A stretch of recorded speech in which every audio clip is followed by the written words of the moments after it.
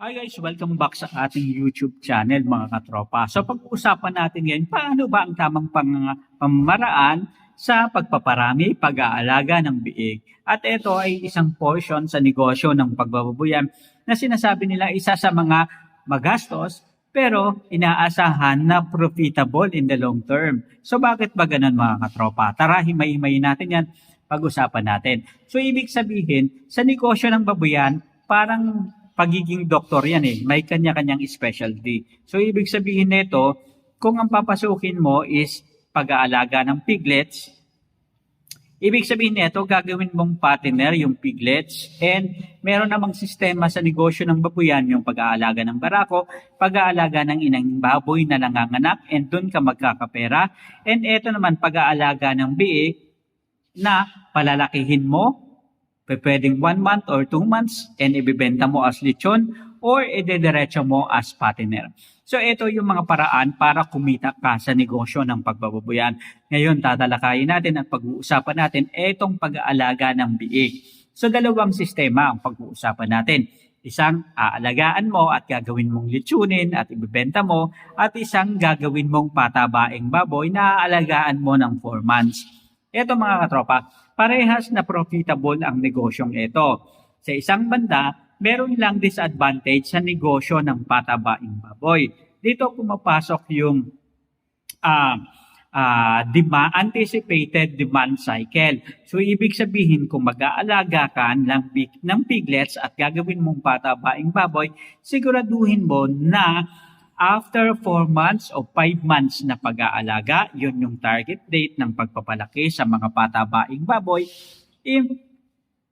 tiyakin mo na mayroong pangangailangan o matinding demand sa supply ng mga patabaing baboy. So, ibig sabihin nito, karaniwan yung iba nag-aalaga ng November, December, January, and February. Bakit ba ganong sistema o buwan? Sila gustong-gustong mag-alaga. Kasi sa ganyang sistema, maaari mong anihin, ibenta yung baboy o maaari nang lumaki yung baboy ng 85 to 100 plus kilos. Sa ganyang sistema, pagpasok ng March, sabi nila graduation, April, after ng Holy Week, and then dire-diretso na ng Mayo, tumataas at dumarami yung demand ng baboy. Bakit kapag Mayo? Kasi kapag Mayo, piyestahan. So, ibig sabihin, nandun ka agad yung pangangailangan sa baboy and nandun ka agad yung kailangan ng mas maraming supply. And alalahanin natin na kapag Mayo, hindi lang naman isang barangay, isang bayan ang nagpipiesta. Halos karamihan, sunod-sunod na barangay, sunod-sunod na bayan, nagpipiesta. And sa ganyang sistema, and maliban dyan, yung mga nagbabakasyon, both local and tourist, mga OFW na galing sa ibang bansa, nagbabakasyon. At sa ganyang sistema, lumalaki yung demand at pangangailangan sa mga pagkain o karneng baboy. So, ibig sabihin lang nito, may chance na kumita ka dahil nga mataas yung demand o anticipated cycle ng demand ng baboy. Ngayon, doon naman sa mga piglets, mga katropa, pwede nating ipasok yung sistema na maaari kang kumita kapag pinalaki mo yung baboy ng 12 kilos or pwedeng hanggang 25 kilos o 30 kilos dahil yun naman talaga yung regular na demand sa mga piglets na gagawing lechonin. So, ibig sabihin nito, marami tayong mga nakausap na naglilechon, ayaw nila na maglechon ng mga extra large kasi nga medyo mahirap at halos konti lang yung bumibili. Karaniwan ang demand sa mga lechon is yung mga 15 kilos hanggang 25 kilos o 30 kilos.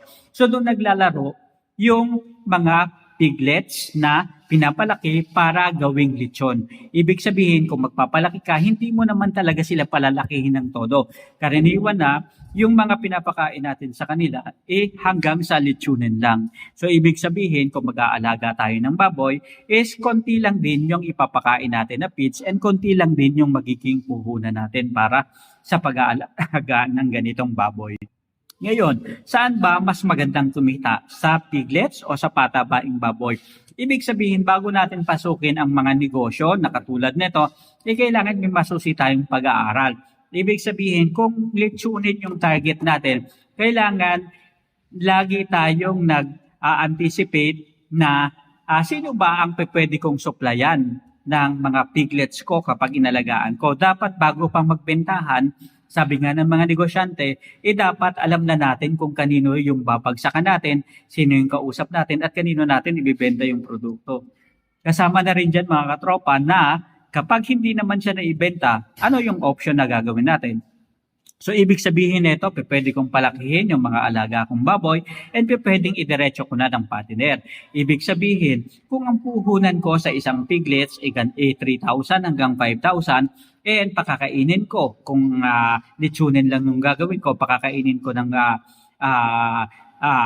starter, and after nyon is ibibenta ko na. And samantalang sa grower naman, pakakainin ko ng starter, pakakainin ko ng grower, and pakakainin ko ng finisher. And depende yan kung hanggang saan mo siya nais palakihin yung iyong alagang baboy.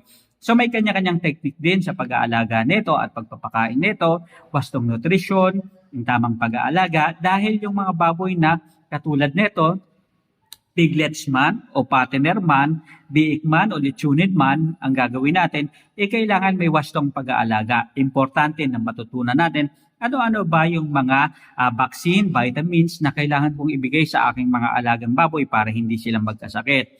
Ganon din, i-anticipate natin. Ibig sabihin, kailangan nating kwentahin yung mga pakain na ibibigay natin sa mga alagang baboy na katulad nito, dahil halos 60% to 70% and maximum na siguro yung 80% ng gastos sa negosyo ng pagbabuyan nanggagaling dito sa pakain sa ating mga alagang baboy. Kaya importante na dapat alamin natin paano ba yung cycle ng pagpapakain ko and gaano ba karami yung ipapakain ko sa aking mga alagang baboy sa bawat month na inaalagaan ko sila. Ibig sabihin, every period lagi tayong check kung dapat na bang i-adjust yung pakain sa ating mga baboy para at least kung patabaing baboy ito, hindi sila mabansot and lumaki sila ayon sa kanilang kulang at edad. So ibig sabihin, kailangan nating i-monitor ito dahil ito ang makakatulong sa atin para mas lalo tayong kumita sa negosyo ng pagbabuyan. Ibig sabihin, yung mga simpleng bagay na pwede nating i-control, makakatulong sa atin para sa bandang huli, mas lalo tayong kumita and hindi tayo malugi sa negosyong ito.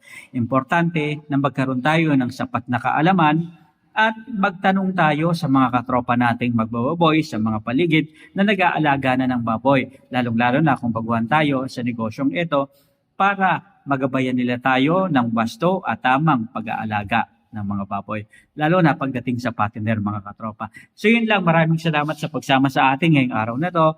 Isa na namang kwentuhan tungkol sa usapang business. Ayan, hanggang sa muli, maraming salamat.